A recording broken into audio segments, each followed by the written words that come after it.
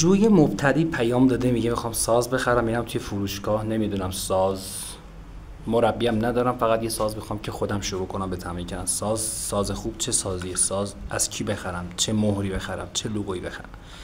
ببینید هر کی داره کار میکنه، فعالیت میکنه، دمش گرم. هر کی داره به این ساز خدمت میکنه، دمش گرم، دستشو میبوسیم. منتها وقتی میری توی فروشگاه ساز میخوای بخری، خب قاعدتا زیاد شدن و هنرجوی مبتدی که توی شهرستان هستش خب دسترسی نداره، نمیدونه، شناخت نداره و دوست داره که یه ساز رو مثلا بخواد بره بخره، بدونه که این ساز رو، بدونه اینکه بخواد با کسی مشورت کنه و اینا، یه ساز برای خودش بخره. خب اولین چیزایی که مثلا شما دیگه باید بدونید، چیز ساده یه پیچیده نیست. نه که مثلا اگه شما یه سازی رو دیدید که بند پیچی نداشت به اصطلاح، یا پوست پیچی نداشت، دیدم توی یکی از پیج ها و پیج های دیگه و کسانی که سازنده هستن، دیدم زیاد داره این اصطلاح جا میفته، نی لخت. این واژه زیبایی واسه این ساز نیست. به مرور زمان این واژه ها عادی میشه، نی لخت یا نی نمیدونم، اینجور کلمه ها رو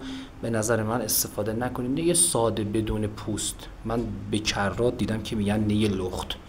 این واژه زیبایی واسه ساز نی نیست و حداقل این پیامدش اینه که در سالهای دیگه عادی میشه. نی کویری، نی استخونی. آخه نی کویر، الان نی آدرس کویر رو بدیم نی بیاریم، الان کدوم کویر نی داره؟ آدرس بدید با هم فردا صبح بریم نی بیاریم. یه سری چیزا اصطلاحات رو عادی کردن. توی پیج ها میری تو کامنت ها میبینیم مثلا میگه یه نی کویری استخونی لخت بدون پوست پیچی، حالا بعضا میگن دم ماری، نمیدونم فلان.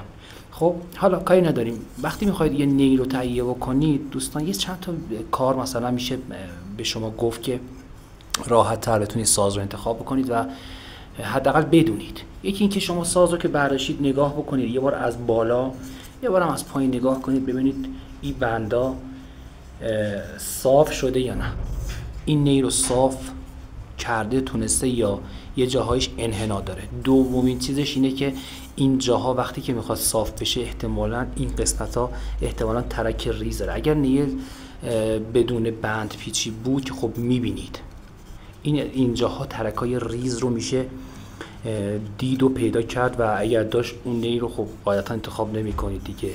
مسئله سومش اینه که در واقع توی این خزینه رو کاملا نگاه کنید. توی این بند اول رو اصطلاحاً میگن خزینه، اینجا جاییه که صدا تولید میشه. توی این خزینه رو کامل تا رسیدن به این بند کاملا تراشیده و خالی کرده باشن. این یعنی تیر خلاص یا تیر نهایی به این ساز که دیگه جای اصلاح براش نذاشته باشه. و قاعدتا اگر اینجا مثلا شما به مشکل خورده باشی و نتونی اون یه سری نوت ها رو درست اخذ بکنی، دیگه اینجا جایی نداری که بخوای این بندت مانور بدی. پس 1 سانت اول این نی رو به صورت شیبدار خالی میکنن و تا اون ته نمیرن.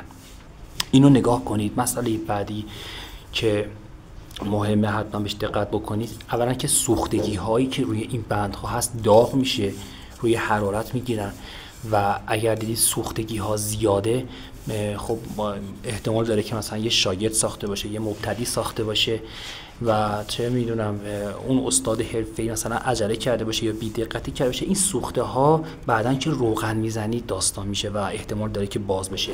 مبحث بعدی این سوراخ رو میبینید.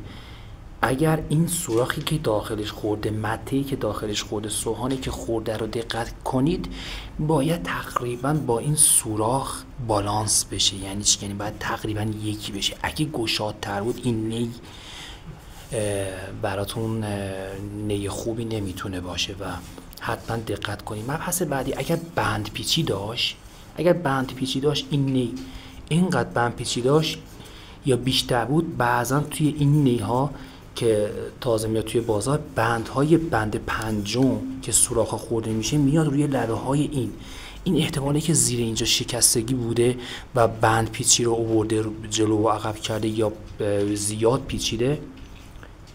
پیچیده احتمال داره که شکستگی زیر اینجا بوده باشه و نمیخوام بگم به ضرس قاطع، ولی خب بندایی که زیاد میپیچن، ببینید اصلا چیز عرفش تقریبا 1 سانت و نیم تا 2 سانت مثلا همچین. بعد بعضی‌ها می‌بینید این بندا رو زیاد میپیچن. اینو حتما دقت بکنید بهش که به مشکل بر نخورید.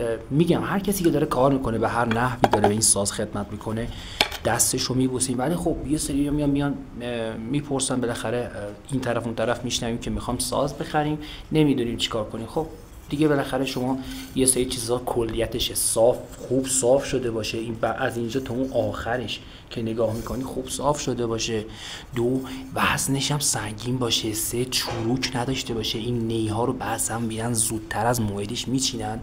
نمیخوام بگم توهین نمیخوام بکنم، جسارت خدای نکرده بعضی از برندهایی که مهر نداره مثلا بالا شما یعنی عدم تعهد دارن، وقتی یه نفر داره 30 سال ساز میسازه خب شما حتما اون رو انتخاب میکنید.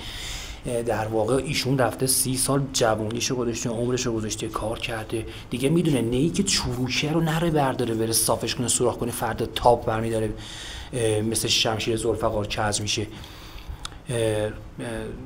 میدونید که چی میگم، منظورم چیه؟ یعنی که سازی که بعد بره توی زمستون بچینه، فصل چیدنش توی زمستونه برمیداره میاد توی بهار تابستون توی نیزار میبینه عجب خیس و تر و تر میچینه، بعد میاد اینا رو میذاره رو حرارت و چه میدونم کاراشو میکنه، بعد به مرور زمان هم چروک داره هم کج میشه. پس اینا رو دقت بکنید، شما صاحب یه ساز خوب میشید، یه عمرم استفاده میکنید. روغنم که خب روغن زیتون کار دیگه ای هم نداره. زنده باد یا حق.